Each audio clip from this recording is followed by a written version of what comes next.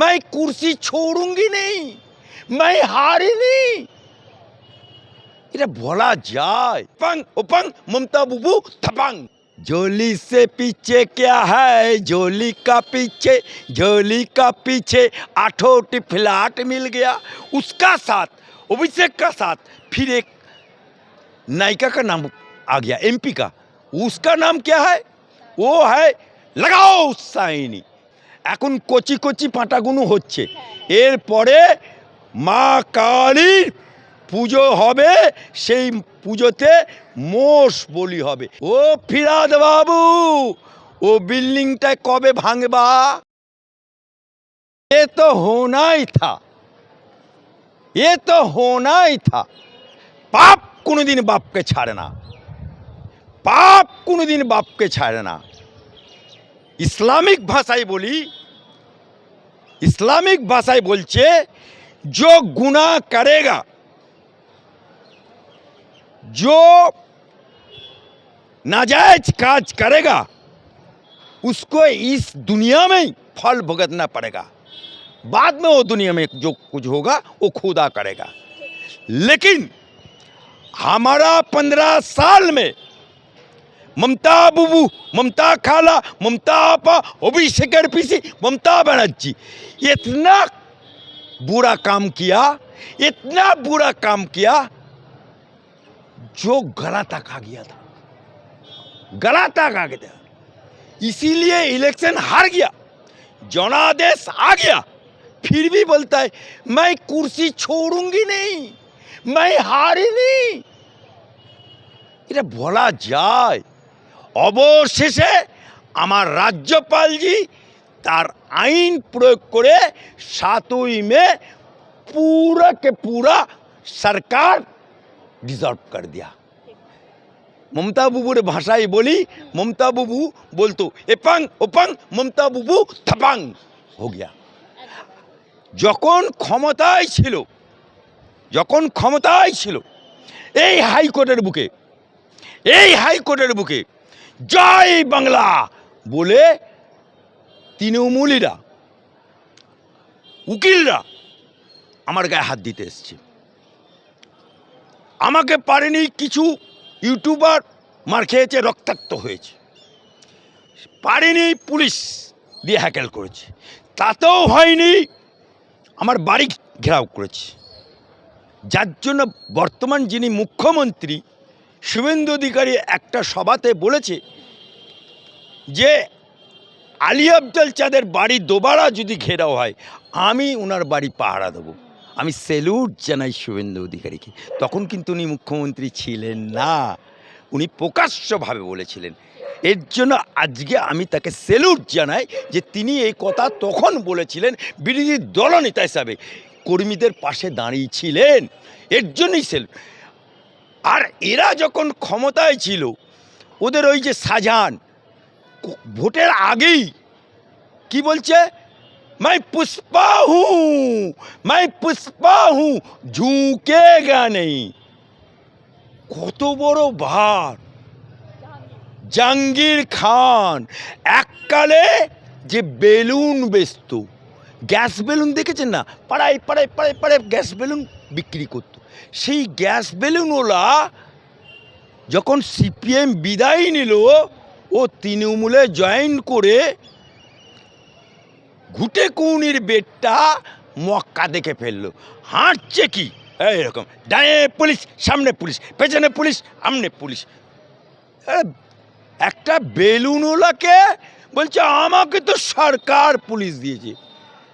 সরকার जब हार गया, फलता में রিএলেকশন हो।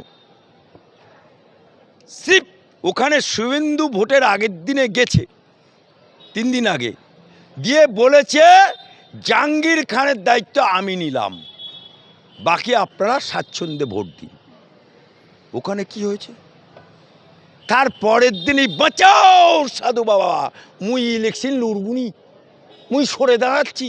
क्या हुआ रे, कहाँ गया जहांगीर खान? पुष्पा झुकेगा नहीं। ওখানে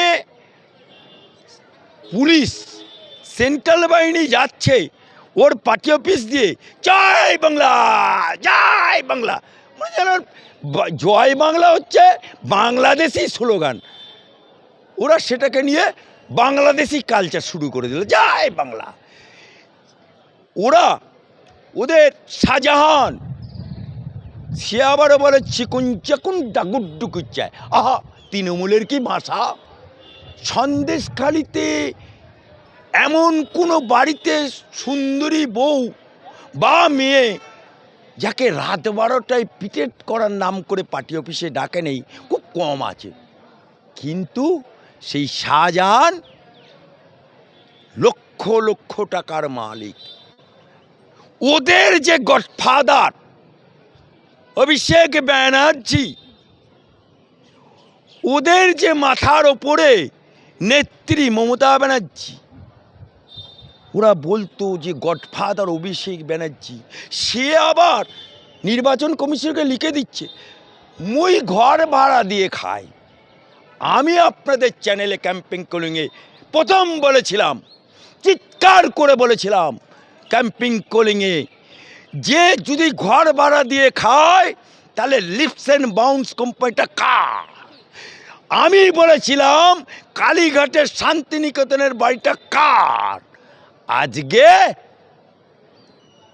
जोली से पीछे क्या है, जोली का पीछे 8 फ्लैट मिल गया। उसका साथ अभिषेक का साथ फिर एक नायिका का नाम आ गया, एमपी का। उसका नाम क्या है? वो है लगाओ साइनी। देवादि देवेर মাথায় কন্ডম পড়াতে গেছিল। সে আবার অভিষেকের দয় এমপি হওয়ার পরে আবার গান ধরছে, সভা হচ্ছে, সেখানে বলছে দে দে মাঝি পাল তুলে দে যাব মদিনায়। পাল তুলতে তুলতে এবার কোথায় যাবে ইন্তেজার করুন। আমি তো টেলার হচ্ছে দেবরাজ, कितना तेरा बाजू में है दम, आहिस्ता आहिस्ता सबको रियासत में लेगा और फांसी का तख्त में लिए जाने के लिए तैयार हो जाओ। যে তৃণমূলের তাবর নেতৃত্ব, তারা কিন্তু হাইকোর্টে আসছেন এবং হাইকোর্টে তারা অনেক সময় দেখা যাচ্ছে যে অ্যান্টিসিপেটরি বেলের জন্য আবেদন জানাচ্ছেন। তো এত হাইকোর্টের মানে হাইকোর্টের চক্কর কাটা কেন? তারা কি আতঙ্কে ভুগছেন? দেখুন, মুসলমান ধর্মে আছে বা হিন্দু ধর্মেও আছে, বলে বাড়িতে ভূত থাকবে না, পেতনি থাকবে না, নজর লাগবে না, লেবু টাঙিয়ে দাও, কাঁচা লঙ্কা লেবু টাঙিয়ে দাও। আর মুসলমান হলে তাবিজ টাঙিয়ে দাও। নতুন গাড়ি কিনলে ওদের একটা তোহা সিদ্দিকি আছে, এরকম ছু যা তোর গাড়িতে আর অ্যাক্সিডেন্ট হবে না, ছু যা তোর বাড়িতে আর জিন পিড়ে ঢুকবে না। অর্থাৎ এত ওদের গুনার কাজ করেছে, এত नाइंसाफी কাজ করেছে, इतना पाप किया जो अभी डरने डर हो गया। अभी तृणमूलेर जो आदमी, जो नेता लोग है, चाराना से लेकर के 1 रुपया तक তৃণমূল করবে, ধান্দাবাজি করবে না তাই হয়, তৃণমূল করবে পার্টিবাজি করবে না তাই হয়, তৃণমূল করবে তোলা তুলবে না তাই হয়, তৃণমূল করবে 2টো করে বিবি থাকবে না, ঘরে একটা থাকবে বাইরে একটা থাকবে, তখন হয় ওদের ওই যে মদনা ও লাইলা কুলু কুলু। সে আবার বলে প্রেম না করলে মন ভরে না। আবার পার্থ চট্টোপাধ্যায় জেল খেটেছে, সে আবার বলছে তৃণমূলের 2টো করে বউ থাকতে পারে, আমার একটা অপাসুন্দরী থাকতে পারে না। এই তো তৃণমূলের কালচার। আবার জলশোভন, সে আবার বলছে মুই বৈশাখী ছেড়ে বাঁচবুনি। তা সুতরাং আজকে তৃণমূলের যে কালচার, যে দুর্নীতি রন্ধে রন্ধে ঢুকে গেছে, इसीलिए सबको आना पड़ता है ताबीज लेने के लिए, बचाओ साधु बाबा बोल के मेरा हाई कोर्ट में। कारण हाई कोर्टे एखोनो पर्यन्त तृणमूलीकरण আমরা পূর্বে হতে দিইনি, আজও হতে দেব না। কারণ কানুন সবকে লিয়ে বরাবর, পুলিশ, এসডিও, বিডিও যদি স্বাধীনভাবে কাজ করতে পারতো খুললাম ফুল্লা, তাহলে পুলিশ সোজা হয়ে কাজ করতো, বিডিও সোজাভাবে কাজ করতো, এসডিও কানুন বই, কিন্তু তাদেরকে দলদাসে পরিণত করে দিয়েছিল। তা নাহলে আমার কলকাতা পুলিশ আমাদের গর্ব ছিল, পশ্চিমবাংলার পুলিশ আমাদের গর্ব ছিল। সেই পুলিশকে টেবিলের তলায় ঢুকতে হয় তৃণমূলের হুলিগান, সেই পুলিশকে অভয়াকাণ্ডে আর্জি করে ইয়েতে ঢুকতে হয়। আপনি রাজাবাজার থেকে আরম্ভ করে কলুটালা এক শ্রেণীর মানুষ আছে, গাড়ি চালছে, মাথায় কি বলে হেলমেট নেই, এই আমি পার্ট সার্কাস, যেন বাপের জমিদারি, আইন ওদের বাপের জমিদারি। আজকে সেই পুলিশ, সেই কানুন আজকে কড়া হাসতে দমন নিচ্ছে। সুতরাং পুলিশকে আজাদি দিয়েছি, পুলিশকে নিরপেক্ষভাবে সবকা সাথ সবকা বিকাশ মুসলমানদের উদ্দেশ্যে আমরা বার্তা দিচ্ছি। এক হাতে কোরআন চালাও, এক হাতে ল্যাপটপ চালাও। আমি বারবার অনুরোধ করছি, তৃণমূলের আমলে এক হাতে বোম এক হাতে তরোয়াল যে ধরেছিল যারা, छोड़ो भैया छोड़ो, नहीं तो खटिया खड़ा हो जाएगा। और जितना तृणमूल का नेता कितना दिन ताबीज लेके घूमेगा, ताबीज तो एक दिन टूटेगा ना, हाईकोर्ट भी तुम्हारा लास्ट ऑर्डर देगा, उसका बाद क्या होगा, उसका बाद ऐसा का नमाज का बाद जनाजे में खड़ा कर देगा। তাহলে কি আগামী দিনে কি আরো বড় তৃণমূল নেতাকে আমরা এই হাইকোর্টের চত্বরে দেখতে পাবো? আরে বড় ছোট মাঝারি, দেখুন এখন কচি কচি পাঁটাগুনো হচ্ছে, এরপরে মা কালীর পুজো হবে, সেই পুজোতে মোষ বলি হবে, ইন্তেজার করুন। 6 মাসের মধ্যে আমাদের পশ্চিমবাংলার জেলখানাগুলো ভরে যাবে, আর বড় বড় পাঁঠাগুলোকে তিহার জেলে পাঠানোর জন্য তিহার জেল পরিষ্কার হচ্ছে, ইন্তেজার করুন। লাস্ট টাইমে জয় মা কালী বলে মোষ বলি হবে। সাংসদ হিসাবে অভিষেক বন্দ্যোপাধ্যায়ের এত সম্পত্তি, শান্তিনিকেতন থেকে শুরু করে নামে বেনামে কত রকমের সম্পত্তির হদিশ এখন মিলছে। অপরদিকে দেখা যাচ্ছে শান্তনু সিনহা বিশ্বাস ওসি ছিলেন, নিছক একজন ওসি হয়ে তার অট্টালিকা প্রমাণ বাড়ি, এবং একই সঙ্গে পিছিয়ে নেই মাননীয়া মুখ্যমন্ত্রী, প্রাক্তন মুখ্যমন্ত্রী মমতা বন্দ্যোপাধ্যায়ের একাধিক সম্পত্তির হদিশ পাওয়া গিয়েছে। এই একটু আগে স্যার আপনি বলছিলেন যে রন্ধ্রে রন্ধ্রে বিচার হবে, এই এত সম্পদ এত সম্পত্তি এর মূলে কি থাকতে পারে? দেখুন, মাথা যদি চোর হয় তার পুরো বডিটাই চোর হবে। যখন ক্যামাকিস্টির চোর, মমতা ব্যানার্জি নিজে চোর, তার প্রমাণ একটা দিচ্ছি। নোট করো, প্রাক্তন মুখ্যমন্ত্রী, বিতাড়িত মুখ্যমন্ত্রী যদি বাপের বিটি হবে, যদি এক বাপের পয়দা হবে, আমি আগেও তোমাকে চ্যালেঞ্জ করেছিলাম, তখন তুমি মুখ্যমন্ত্রী, আমি চ্যালেঞ্জ করেছিলাম, তুমি এখন প্রশ্নের উত্তর দিতে পারোনি, আর আজ প্রাক্তন হয়েছে তাও বলছি। তুমি সরকারি টাকায় যে মন্দির বানিয়েছো দীঘায়, কার বাপের টাকা পেয়েছিলে? তুমি সরকারি টাকায় নিউ টাউনে মসজিদ ভেঙে মন্দির বানিয়েছিলে, কার বাপের টাকায়? তুমি মুয়াজ্জিন ভাতা, ইমাম ভাতা, পুরোহিত ভাতা দিয়েছিলে, কার বাপের টাকায়? সরকারি টাকায় কোনো ধর্মের কাজে লাগানো যায় না। তাহলে 30 বছর এই রাজ্যে কংগ্রেস ছিল, তারা করতে পারেনি। 30 বছর 35-34 বছর বামপন ছিল, তারা করতে পারেনি। তুমি আইনকে লঙ্ঘন করে তুমি মুসলমানদেরকে আর পুরোহিতদেরকে মুরগি পোষা করে রেখেছিলে, যে আমাগো কথা বলবে, যা বলবে আমার হয়ে। মুসলমানদেরকে মুয়াজ্জিন ভাতা, ইমাম ভাতা দিয়ে মনে করছে একবারে কিনে নিল। টাকা দিয়ে ধর্ম কেনা যায়, টাকা দিয়ে মন্দির করা যায়, কিন্তু ঠাকুর কেনা যায় না। টাকা দিয়ে মানুষ কেনা যায়, মানুষের মন কেনা যায় না। তাই মমতা ব্যানার্জি আজকে যে টালির ঘরে থাকতো ওটা দেখনদারি, আসলে আজকে কেঁচো খুঁড়তে খুঁড়তে হেলে সাপ থেকে কেউটে সাপ বেরোচ্ছে। খালি ইন্তেজার করুন, মমতা ব্যানার্জি না জেলে যায়। তাহলে কি আপনি বলছেন যে এই বিষয়ে, তো আবার দেখা যাচ্ছে যে ফিরহাদ হাকিম তিনি তো নাকি জানেনই না যে অভিষেক বন্দ্যোপাধ্যায়ের বাড়ি ভাঙা হচ্ছে। কে? ফিরহাদ হাকিম।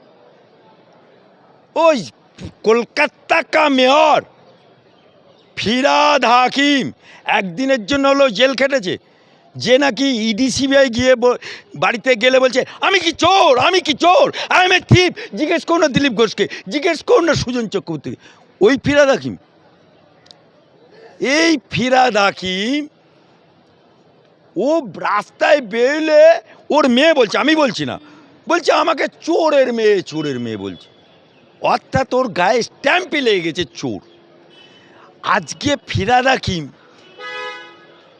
একটা কলকাতার মেয়র সাংবিধানিক চেয়ারে বসে আছে, মন্ত্রী একটা সাংবিধানিক চেয়ারে আছে, সেই চেয়ারে বসে বলছে আজ আমরা 30%, আল্লাহ যদি করে 100%। এটা বলা যায় সাংবিধানিক চেয়ারে বসে? যে চেয়ারে বসেছিল সুভাষচন্দ্র বোস, যে চেয়ারে বসেছিল চিত্তরঞ্জন দাস, সেই চেয়ারকে অবমাননা করলো এই ফিরহাদ হাকিম। হাজি বিবি হজে যায়, ডুবে ডুবে পানি খায়। ফিরহাদ হাকিম হজে গেল, অথচ সেই লোকটা ওয়াকাপের সম্পত্তি। হোয়াট ইজ মিন ওয়াকাপ? ওয়াকাপ হচ্ছে গরিবের সম্পত্তি, মুসলমান বিধবার সম্পত্তি, মুসলমানদের এতিমের সম্পত্তি, যে সম্পত্তিতে কোনোভাবেই হস্তক্ষেপ করা যায় না, ট্রান্সফারও করা যায় না, বিক্রিও করা যায় না। যেমন শ্মশান হিন্দুদের, ট্রান্সফারও করা যাবে না, বিক্রিও করা যাবে না। তোমার দেবত্ব সম্পত্তি, বিক্রিও করা যাবে না, ট্রান্সফারও করা যাবে না। অথচ ফিরহাদ হাকিম সেই মুসলমানদের ওয়াকাপের সম্পত্তি দিলকুশা রোডে 5 তলা বিল্ডিং বানিয়ে বসে আছে। ও ফিরহাদ বাবু, ও বিল্ডিংটায় কবে ভাঙবা? খান পরিবার ওয়াকাপের ইজারা নিয়ে বসে আছে, ওই বিল্ডিংগুলো কবে ভাঙবা? জাভেদ খান যে বিল্ডিংটা বানিয়ে আছে, ও বিল্ডিংটা কবে ভাঙবা? শান্তিনিকেতন থেকে শুরু করে 19টা ফ্ল্যাট যে বেআইনি মমতা ব্যানার্জি শুদ্ধ, কবে ভাঙবা? ইন্তেজার করো, তোমাকে আর ভাঙতে হবে না, আমরাই ভেঙে দেবো। টেলার চলছে, পিকচার বাকি আয়।